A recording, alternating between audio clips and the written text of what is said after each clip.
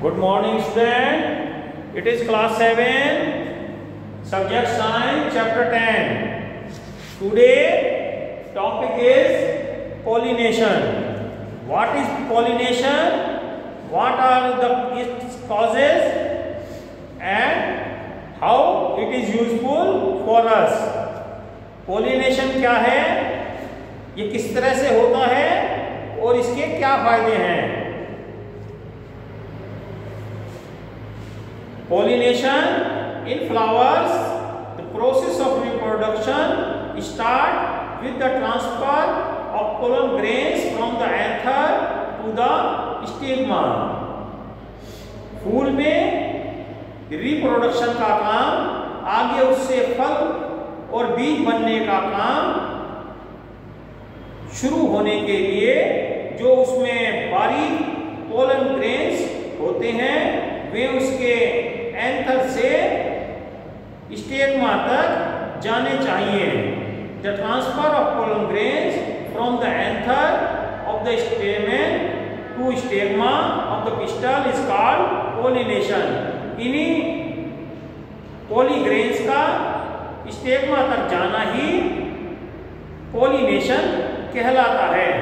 The pollen grains of a particular flower may reach the stigma of the same flower or that of a different flower of the same kind. Way pollen grains उसी फूल के स्टेगमा पर जा सकते हैं या उसी तरह के उसी पौधे के दूसरे फूल पर या उसी तरह के दूसरे फूल पर जा सकते हैं. According to the case, they may be of two types of pollination. इसी तरह उनके दो प्रकार हो सकते हैं pollination के. Number 1 is self pollination, number 2 is cross pollination. What is self pollination? When pollination takes place within the same flower or between the flowers of the same plant, that is called self pollination. जब एक फूल से pollen grains उसी फूल पर या उसी पौधे के दूसरे फूल पर पहुंचते हैं तो इसे सेल्फ पॉलिनेशन कहेंगे. Okay. And what is cross pollination?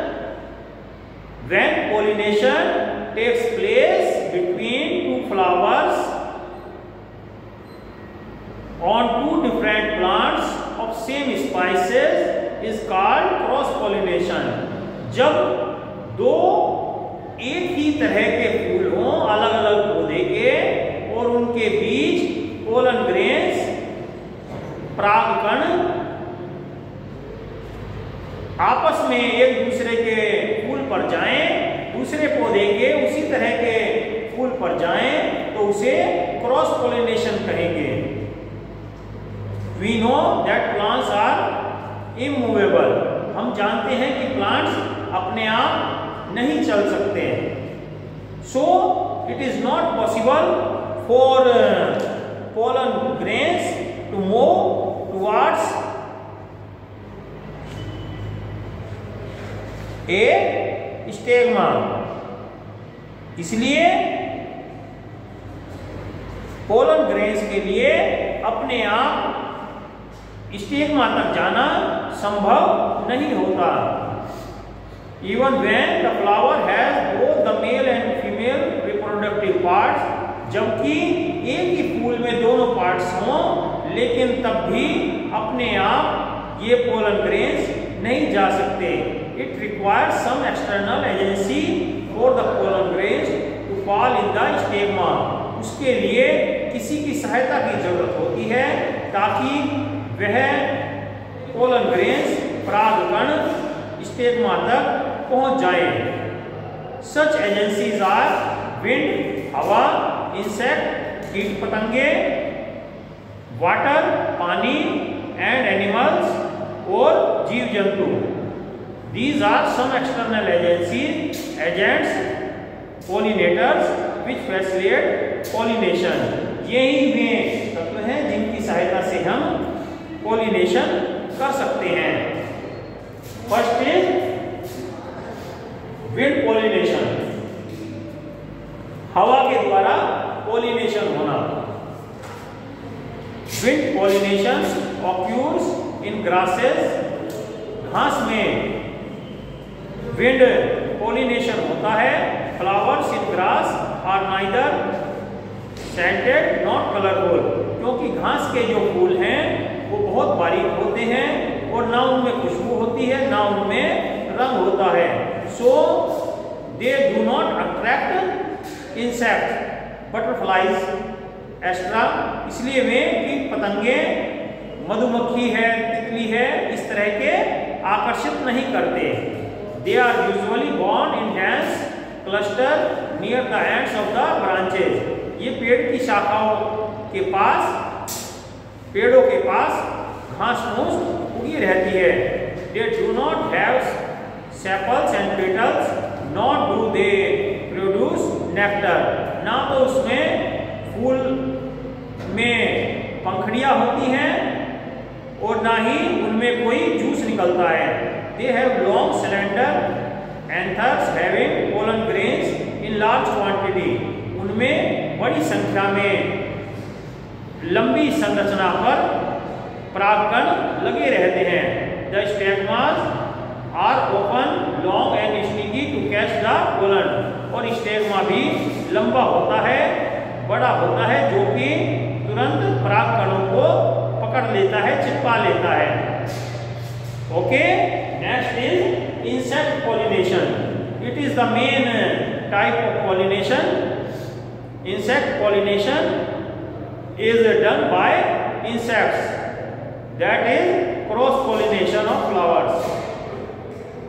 जो कीट पतंगों के द्वारा, तितली, मधुमक्खी आपने देखा होगा फूलों के ऊपर बैठती है और एक तरह के कई पौधे लगे हैं, बहुत से पौधे लगे हैं, तो वो एक फूल पर बैठेगी, दूसरे पर बैठेगी, तो परागकण उनकी बारीक टांगों में चिपक जाते हैं और वे जब दूसरे फूल पर बैठती हैं तो वहां स्टेगमा पर वे झड़ जाते हैं. Flowers that are pollinated by insect are large, brightly colored and sweetly scented.